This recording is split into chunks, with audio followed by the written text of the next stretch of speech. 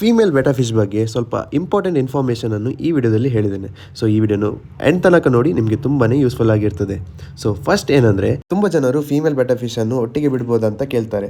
The answer is S, ಒಟ್ಟಿಗೆ ಬಿಡ್ಬೋದು. But ಆ ಟ್ಯಾಂಕಲ್ಲಿ ಆದಷ್ಟು ಹೈಡಿಂಗ್ ಸ್ಪಾಟ್ಸ್ ಇರಬೇಕು ಮತ್ತು 5ರಿಂದ 6 ಬೆಟಾ ಫಿಶ್ ಮಾತ್ರ ಇರಬೇಕು.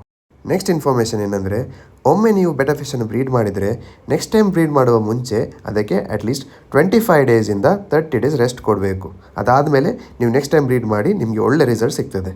ನೆಕ್ಸ್ಟ್ ಇನ್ಫಾರ್ಮೇಷನ್ ಏನಂದರೆ, ತುಂಬ ಜನರು ಎಗ್ ಲೋಡೆಡ್ ಫೀಮೇಲ್ಸ್ ಮಾತ್ರ ಬೇಕಂತ ಕೇಳ್ತಾರೆ. ಬಟ್ ಈ ಎಗ್ ಲೋಡೆಡ್ ಆಗಿರುವ ಫೀಮೇಲ್ಸ್ ಏನಾದರೂ ಯೂಸ್ ಇದೆಯಾ? ಆ್ಯಕ್ಚುಲಿ ಫ್ಯಾಕ್ಟ್ ಏನಂದರೆ, ಎಲ್ಲ ಫೀಮೇಲ್ ಬೆಟಾ ಫಿಶ್ಗಳು ಎಗ್ ಲೋಡೆಡ್ ಆಗಿಯೇ ಇರ್ತದೆ.